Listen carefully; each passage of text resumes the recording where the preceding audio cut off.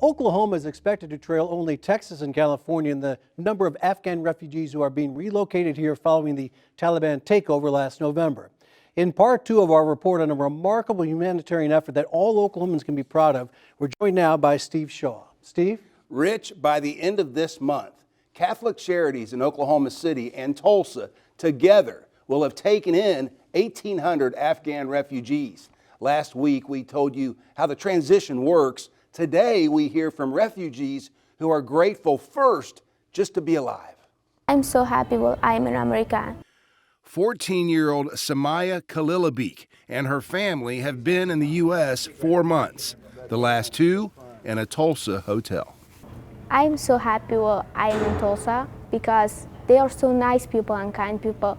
Like when in our school or in our in everywhere where I go, so they don't think, well, you are Muslim, you're Catholic, you're refugees. They just do nice with you. I'm so happy what they happen. So you haven't had any problems from people?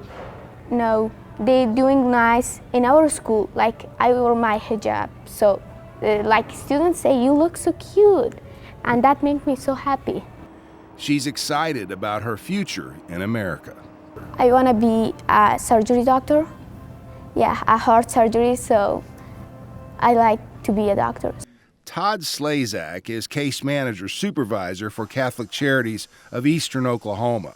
He says they're transitioning 3 to 4 Afghan families to new lives in Tulsa each week. They have a lot of support from a lot of people from Tulsa. Just on an occasion, I'll get a comment, well, so why are you helping the refugees when we have homeless people and veterans? Well, we are also helping homeless and veterans before the refugees came, and we're continuing to help them. We should be united.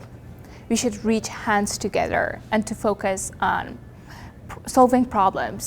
14-year-old Rahima Sadat shows wisdom beyond her years. She and her father flew out of Kabul, Afghanistan, just days before a terrorist suicide bomber killed 183 people, including 13 U.S. military at the Kabul airport.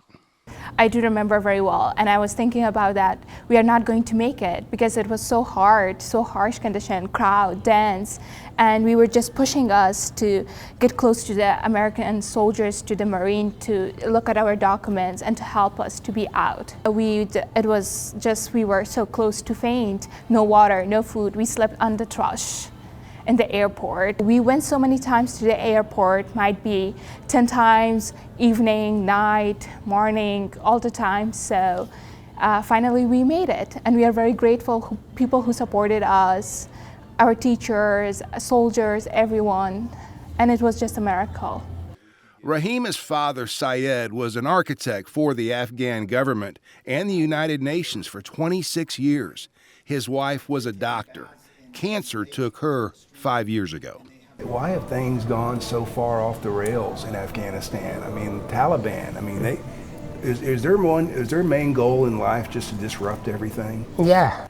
Syed and Rahima lived on U.S. military installations, first in Kuwait, then Washington, D.C., then New Jersey, before they got to Tulsa 2 weeks ago.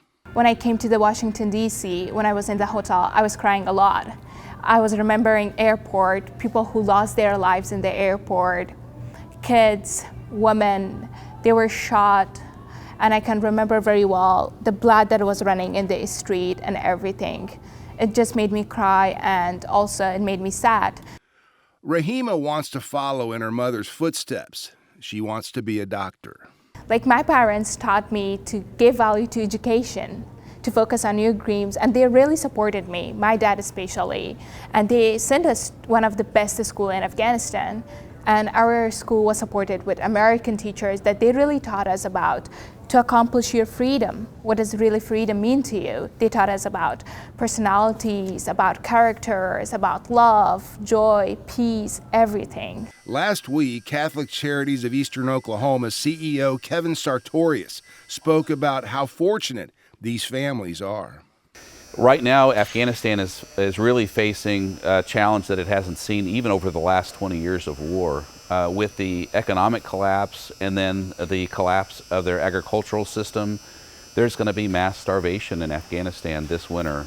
And it'll be probably more people will die there in the next 6 months than died there in the last 20 years. That we left everything in Afghanistan. Right here, it's going to be a new chapter for us. Shiro Khalil Beek is Samaya Khalil Beek's older brother. Before their family got out of Kabul 4 months ago, he survived a brutal beating by the Taliban, who suspected his family was helping the Americans. It was make me hungry, but I don't have I can't defend myself with us because they have gun. Kushel Zalan was a television news anchorman in Afghanistan for a decade. He doesn't speak English. Fellow refugee and translator Zaki Amiri relays what Kushel says. We're still here, but our mind and soul is still in Afghanistan. But he still wants to do that here and get the news out to the people. Like, this is what he's been doing for so many years, and that's what he loves to do now. Yeah, I guess maybe so. Retired accountant Don Shin is one of 1,000 Tulsa Catholic Charities volunteers who are helping the Afghan refugees. It's a lot of work, but we get a lot of satisfaction, and it's a way of giving back to those who helped us, over in the Afghan war, I mean, I get a lot of satisfaction in being able to help these people. These people seem to really appreciate it, and they're just lovely people, and I really appreciate just the opportunity of even meeting them. What we see are refugees that have come from other countries that get jobs, they pay taxes, they contribute to our society, and they're kind of the fabric of who we are as Americans. We can't look back at the past and see a situation where refugees haven't been contributors. So I know these Afghans, they're going to do the right thing for us.